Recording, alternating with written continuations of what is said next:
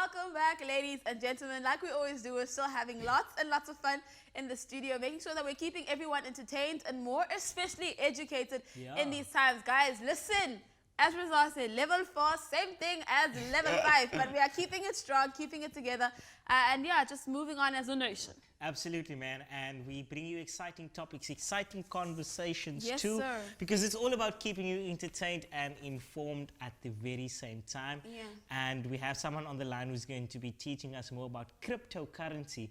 Yeah. And I know most of us have seen, you know, that comment on your Facebook post like, hey, Lua, follow me. I can turn your dreams into reality. Yes, by I have. all of those things. And most of the Actually, I times, want to know, is it like Forex? I think that is Forex, but we're going to learn about cryptocurrency, and Rebecca is on the line, and she's going to teach us about the things we need to know when it comes to cryptocurrency and things like that. Rebecca, welcome. How are you doing?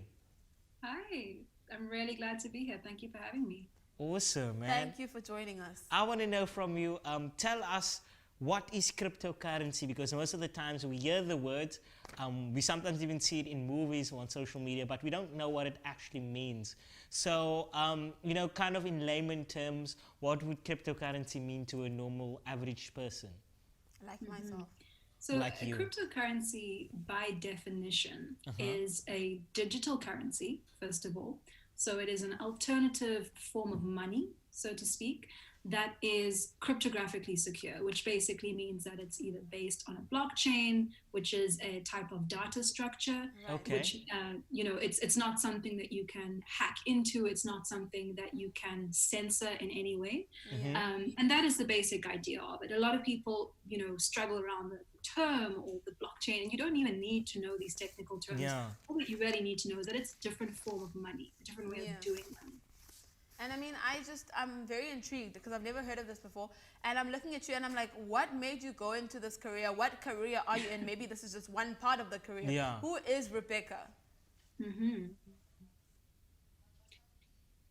Yeah, I've always been interested in finance. I've always been interested in economics specifically.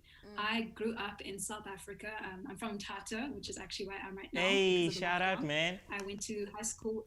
Yeah, I went to high school in East London, and for my university, where I'm actually still studying, by the way. Oh, I decided wow. to go abroad, and I'm currently at a university where we travel the world as we study. Obviously, not right now, but it's an online university, and so I've lived pretty much on every single continent, and I've had some wonderful experience of really just learning as I study. And as I said, my focus has always been in economics. I've done work in different African countries around alternative currencies. I've worked in Japan for a cryptocurrency exchange. And right now I'm working for a decentralized finance company. So different things, different places, but always around the same theme. Wow, that's amazing. And I want to know, what makes cryptocurrency different to our normal currency? Like, I don't even know the correct term for like normal currency. Yeah, like There's a term Yeah, for do you that. know what I mean? It's called But fiat. conventional currency. But what kind of make cryptocurrency the best? Or not Yeah, the best, so but different? the term that you're looking for there is fiat currency. And fiat comes from the Latin word to be. Because if you think about it, I mean, what actually gives money its value, right? It's the fact that when you have 100 Rand and it's got Nelson Mandela's face on it, it's because you know that the government created that money. You go and want to buy something with that 100 Rand. No one can tell you this is just a piece of paper and it's worthless. And this is, you know, people struggle to wrap their heads around the fact that if you think about it, the only reason we trust in that money is because there's a government saying that we will give you what it's worth. We'll allow you to exchange that. But what happens when people start creating their own money? And this was, you know, a lot of the controversy around things like Bitcoin. It's this idea that a group of people have essentially come together. They've created their own kind of money. It's not a piece of paper, rather it's a digital token. And they say, this thing has money to us. And it's really created this whole philosophical debate about what we decide to give value. And to talk about specifically some of the differences, you know, when we talk about national currency, how does money get made? The government prints it. So we have the Reserve Bank here in South Africa. In the US, you have the Federal Reserve. And a lot of people will point out that that can become a problem when governments simply print money when there isn't an economic output to match that. You can look at countries like Venezuela. You can look at countries like Zimbabwe, closer to home. You know, why did Zimbabwe have $100 trillion notes, for example? It's because they were printing so much money and there wasn't enough economic value being created that money became worthless. Wow. A lot of cryptocurrencies have a cap on the supply. You can't just print as many tokens as you want just to please everyone. Instead, what happens is that the scarcer the supply, the more value the tokens have. And of course, there's you know, more complex mechanisms at play there, but that's really the basics of it. Right. And you say something so interesting while I was reading about, you say that money needs to be redesigned for the 21st century. What does that mean? Absolutely.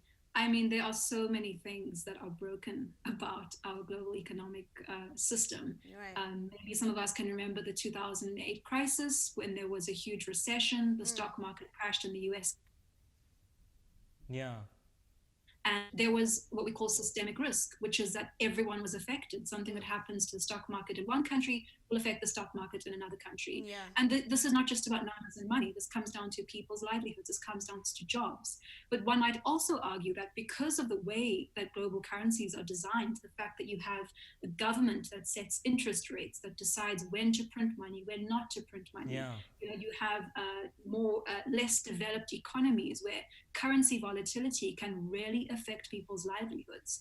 The problem is that so much of money is just not geared towards an inclusive society. It's not geared towards the kind of society where people can have access to enough capital. And this is what you find in so many places. And this is more of a challenge of also the way that we think about poverty. Think about it. Is poverty simply having lack of money or lack of employment, or what if you started to see poverty as a scarcity of national currency?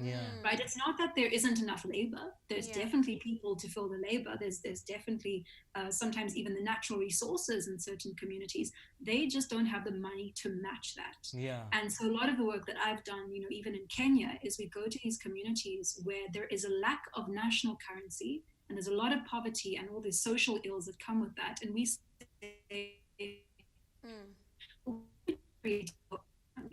what if you took all the unemployed farmers and just said, well, we'll start paying ourselves with our own currency, and then you start to see more trade and you start to see more economic activity, and that's really inspiring. Well, that is amazing. I want to know from you how do you feel that cryptocurrency can be an advantage for someone who's kind of thinking about, all right, this could work or could not work? Well, I mean, I feel like I should give a disclaimer and say that firstly, I think that in the next 10, 20 years, we're going to start seeing cryptocurrencies being more widely used. It's not going to be something that your crazy friend is telling you to invest in. Of course, you know, one needs to be safe, and there's different ways of looking at it. There's from the investment perspective, it's definitely, you know, if you're young and you're a risk taker like me, it's probably something that's good to just kind of wrap your head around, get comfortable with now. But from a more just monetary perspective, being able to use the money, like what can you actually do with it? I mean, like remittances is a really big area. As I said, you know, I live abroad, and whenever my parents want to send me money, maybe it's my birthday or something, you know, you try and send something through ABSA or FNB and you're going to get charged 300 Rand just for an international transaction. So, you know, if you have family living abroad, you could be sending them money in Ethereum or in Bitcoin. And not only is that transaction not going to charge you some crazy amount just to send money overseas. And if you think about it, we're just talking about digits on a computer screen. It's also going to happen in about 2 seconds. Whereas with my bank, I have to wait 3-5 days. There are so many things when it comes to efficiency, convenience, that I think we need to just start seeing this becoming more normalized. We need to start seeing governments not rejecting this as money for criminals or money that is trying to go against national currency. Rather, it's money that can complement what is currently a very broken, inefficient system. Wow, man, thank you so much for educating us about cryptocurrency. I feel like I learned a lot more. Me too. I feel like we at first, we didn't know what it was. We were like, okay, Rebecca's going to have to break it down to us because we're going to need to understand this. But thank you so much. You did just that. And if people are interested to learn more, where can they find you on social media and ask you more questions in like 10 seconds? Yeah, you guys can find me on Instagram or on Twitter. My handle is Rebecca Mkamelo. I'm going to trust you guys to just give them the spelling of that because some people struggle. But you can find me, my accounts are all public. No, we got you, girl. We got you. Thank you so much. Thank you. Well, there you have it. Cryptocurrency is going to be the new way to go. We're going to take a quick breather and see you after this.